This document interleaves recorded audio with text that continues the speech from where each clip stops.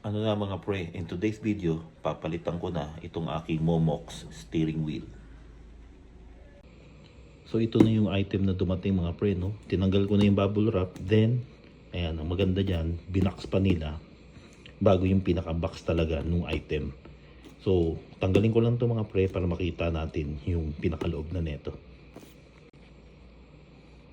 Ayan, so thank you talaga dun sa seller, no? Kasi talagang binox niya pa muna itong box para sure na safe na dumating dun sa buyer.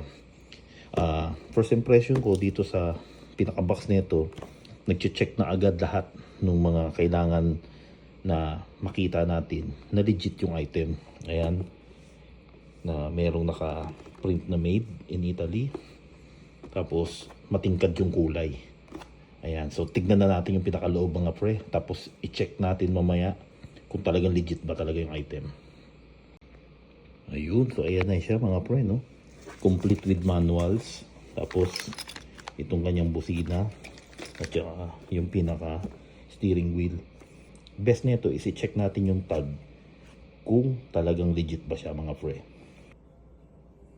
So ayan mga pre, no? Para makuha natin yung NFC tag nito, according dito sa pagkakabasa ko sa manual, dito siya naka-locate sa likod, dito sa part na to.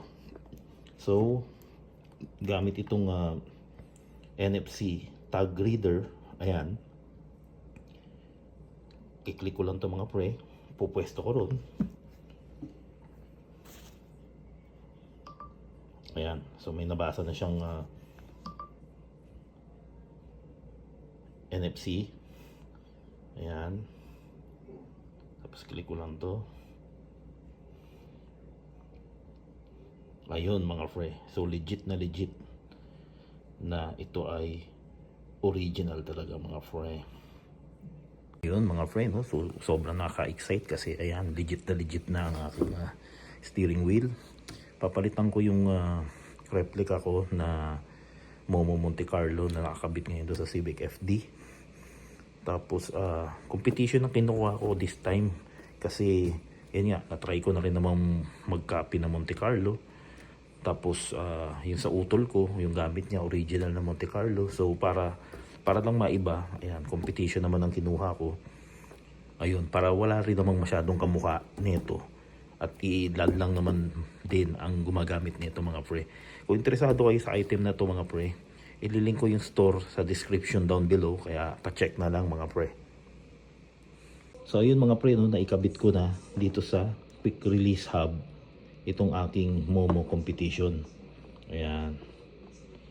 So first impression ko agad mga pre with regards sa build quality niya at sa craftsmanship, makikita niyo mga pre, ayan, itong mga nakadikit na to na leather papunta do sa bakal is talagang manipis siya.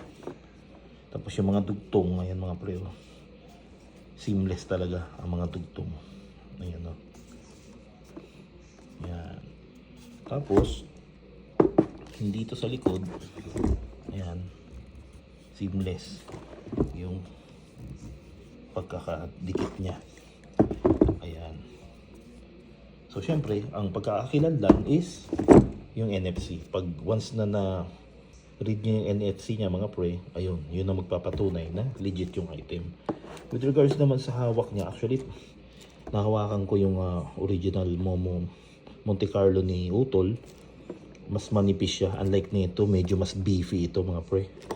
Tsaka ito parang mahilig pa naman umawak ng ganito mga pre bago ako nagmamaneho. So parang feel ko marirelax ang mga daliri ko rito. Ayan, so siguro ikabit na natin doon mga pre at check ko kung gumagana tong busina. So ayan mga pre, no, kakabit ko na yung aking Momo competition. Ayan, dito sa aking quick release.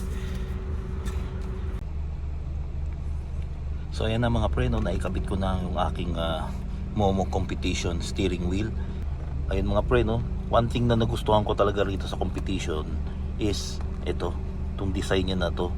As compared kasi sa Monte Carlo na plain lang, ito kasi mga pre, ayan, no, parang meron pa siyang cover na aluminum. At saka yun nga, ayan, mas beefy siya. At saka yun nga, sa mga napapansin ko rin, mas maraming nagmo-Monte Carlo kaysa sa rito sa competition. Kaya para wala ako masyadong katulad, competition ang binili ko mga pre. Pero don't get me wrong, maganda rin ang Monte Carlo syempre.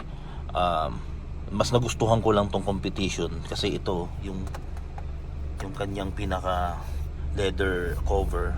Ayan, ang ganda ng design, butas-butas.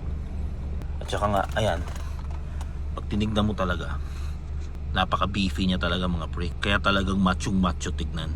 Ayun, so mga pre, kung nagustuhan nyo ang video ito sa ating pag-unboxing ng Momo competition at first impressions, paki-like na lang ng video at pa-subscribe na rin sa page mga pre. Meron akong video na ginawa regarding sa Thai copy na Bride Vorga. Baka interesado rin kayo. Andyan ang link sa description below. Kaya mga pre, sa susunod na video ulit, kita-kits!